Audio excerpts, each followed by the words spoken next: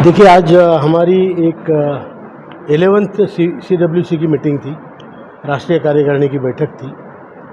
संपूर्ण देश से लीडर लोग आए थे और हमने इस पे काफ़ी चिंतन किया कि हमारा काम आदरणीय प्रधानमंत्री ने 2 बार आश्वासन देने के बावजूद, श्रम मंत्री ने कई बार अनेकों बार आश्वासन देने के बावजूद हमारा काम नहीं हुआ। और यहाँ तक कि हमें आचार संहिता तक आशा थी, उसके बाद में भी हम आशारत रहे। अभी भी ये आशा है कि देयर इज़ अ क्लॉज, उसमें एक क्लॉज है कि बूढ़े लोगों का काम जो पहले से चलता आ रहा है, जिस पर विचार हो रहा है, जो प्रोसेस में है, वो चीफ इलेक्शन कमिश्नर के परमिशन लेके सरकार वो काम कर सकती है।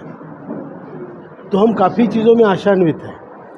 वो कहते हैं ना, डूबते को तिनके का सहारा, वैसे हम एक एक पॉइंट लेके सब बूढ़े लोग इस पे आशावादी हैं, लेकिन अभी तक कुछ हुआ नहीं।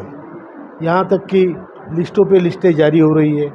सांसद जो भी है वो अभी अपना चुनने का विषय है, और ये चुनाव के विषय के संदर्भ में हमारे लोग 28 तारीख को अलवर में भी गए थे।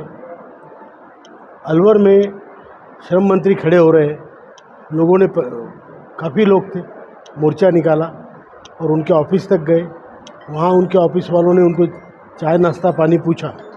इन्होंने कहा नहीं, हम पानी भी नहीं पिएंगे। इतने दिन से हमसे झूठ बोलते रहे और अभी आपका पानी भी हम नहीं पिएंगे।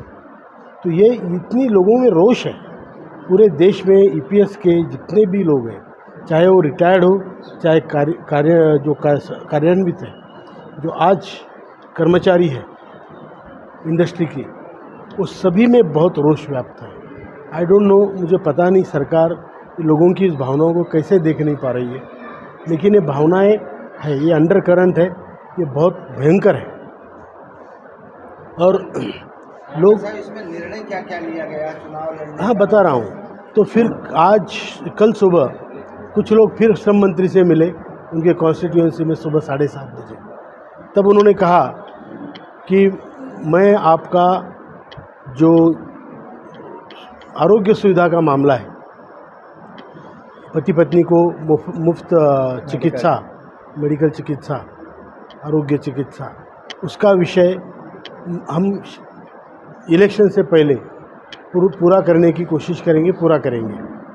7,500 महंगाई भत्ते हम अपनी मैनिफेस्टो में लेंगे, ये उन्होंने कहा है। मैं अपना प्रस्ताव बना के जो कमेटी होती है उसके पास भेजूंगा और मैनिफेस्टो में उसको इंक्लूड करने की कोशिश करूंगा। और 2 मेंबर हमारे CBT के लेने चाहिए। हमने कहा था कि CBT में हमारा इतना पैसा अटका है और आपने अभी तक रिटायर्ड लोगों का एक भी CBT मेंबर नहीं बनाया, तो हमने 2 मेंबर हमारे CBT में लेने चाहिए, इसका आग्रह किया था। उसके बारे में वो बोले अभी इलेक्शन के बाद मैं निर्णय ज़रूर करूँगा। तो ये चीज़ें कल हुई है। आज के जो निर्णय हैं वो ये हुए हैं कि हम लोग, कुछ तो हमारे अंतर्गत निर्णय है, संगठन को कैसे बढ़ाया जाए। ये संगठन को ज़्यादा से ज़्यादा बढ़ाकर जो हमारे कर्मचारी है, आज वो रिटायर्ड नहीं, शायद आज जो जवान है लेकिन कल बूढ़े होंगे, उनके लिए, जो आज बूढ़े हैं, जो रिटायर्ड है, उनके लिए संगठन रहना बहुत ज़रूरी है। इस संगठन को बढ़ाना बहुत ज़रूरी है, और क्योंकि ये कामगारों के हितों का रक्षण करने वाला एक बहुत बड़ा संगठन भारत देश में बना है और इसको बनाए रखना चाहिए। नहीं तो कामगारों की आगे चल के वो हालत होगी जो शायद आज किसी की नहीं है। इसलिए हम अपने जो हित है उसके रक्षा के लिए हम ये संगठन को बढ़ावा कैसे दें, इस पर काफ़ी चर्चा हुई। उस पर कुछ इलाज ढूंढे गए, कुछ बातें हुई और कुछ जिम्मेदारियां भी लोगों को अलग अलग तरीके से दी गई। ये हुई एक बात। दूसरी बात, किस सांसद को सपोर्ट करना है, किस सांसद को नहीं करना है, इस पे हमने स्पष्टतया ये निर्णय लिया है कि हमारी जो NAC है वो नॉन पॉलिटिकल ऑर्गेनाइजेशन है और हमारा नॉन पॉलिटिकल वजूद या आइडेंटिटी हम बरकरार रखेंगे। लेकिन जिन्होंने हमें समर्थन दिया है, जिन्होंने हमें सपोर्ट किया है, उन लोगों का हम जम के प्रचार करेंगे, वो किसी भी पक्ष पार्टी के हो। दूसरी बात, जिन्होंने हमें विरोध किया है उनका हम बिल्कुल टूथ एंड नेल विरोध करेंगे। और जो लोग हमारे इसमें भी, आज मेरे पास 58 लोगों की लिस्ट है जो ईपीएस के हैं और जो खड़े रहना चाहते हैं क्योंकि they want to prove their point कि हम इस देश के नागरिक हैं और हमारी चिंता करने वाला देश में कोई नहीं है, तो हम क्यों ना देश की कमान संभालें, जो भी उनके दिमाग में है, जो भी उनके मन में है।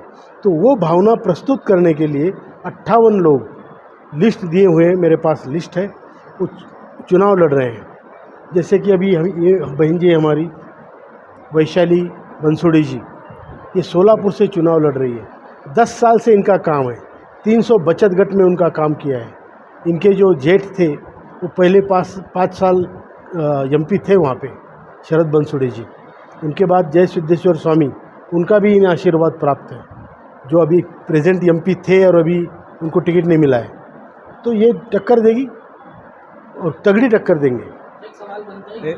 ये हमारे दूसरे भाई साहब है, आइए इधर, जडेजा जी। ये विजय सिंह जी जडेजा है, ये जामनगर से चुनाव लड़ रहे हैं। जामनगर में जो चुनाव में जो लोग खड़े हैं, पूनम बेन मैडम होगी या फिर दूसरे कोई है, उनके खिलाफ ये खड़े रह रहे हैं और इनको पूरी आशा है, विश्वास है कि ये चुन के आएंगे। ये दोनों कैंडिडेट ऐसे हैं।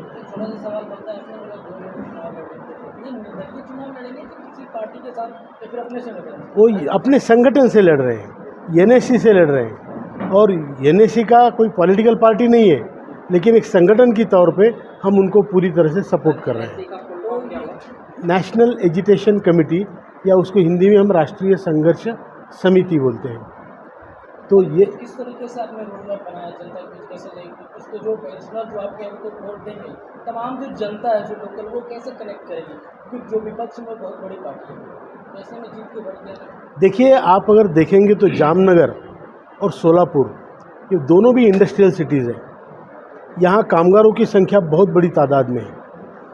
सोलापुर में जो बीड़ी कामगार है, और जो पहले सोलापुरी चादर बनती थी, वस्त्रोद्योग का बहुत बड़ा केंद्र था, आज वो नहीं रहा। फैक्ट्रियाँ बंद हुई है, शुगर फैक्ट्रीज बंद है, वो लोग आज रास्ते पे हैं। उनकी तरफ देखने वाला कोई नहीं है, कोई भी पार्टी उनकी तरफ नहीं देखती है। ये आज जो बेचारे भटक रहे हैं, उनको एक साथ बांध के कामगारों का एक हित देखने के लिए कामगारों की नेता इस तौर पे वैशाली बंसोड़ी जी खड़े हैं, क्योंकि वहाँ पे बीड़ी कामगार से लेके औद्योगिक क्षेत्र बहुत बड़ा है वहाँ पे, और उनके जो कुटुंब है वो आप देखेंगे तो सभी जो इनके फार्मूले हैं जाति पाति के, वो फेल हो जाएंगे, इतनी बड़ी संख्या में है। और इसी बलबूते पर वो खड़े रह रहे हैं। वही लोग काम करेंगे, वही पोस्टर छपवाएंगे, वही प्रचार करेंगे, वही बूथ इंचार्ज होंगे, और हम लोग जाके वहाँ प्रचार करेंगे।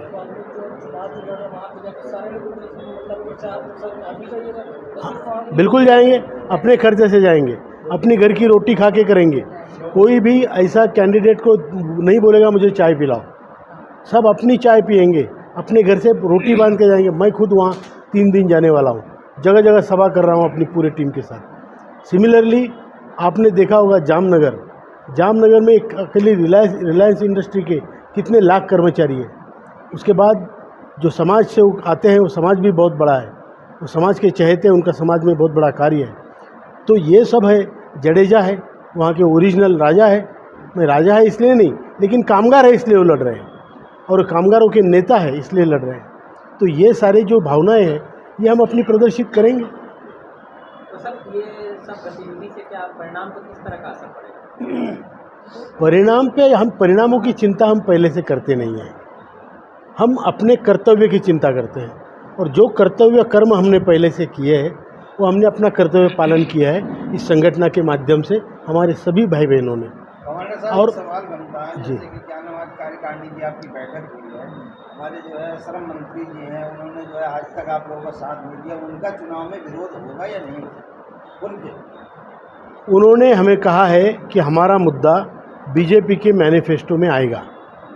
अगर हमारा मुद्दा मैनिफेस्टो में आता है, और हमारा जो मेडिकल का सुविधा का काम इलेक्शन होने से पहले करने का उनका वचन है, वो अगर होता है तो उनको सपोर्ट करेंगे, क्यों नहीं करेंगे। हमें किसी से दुश्मनी नहीं भाई।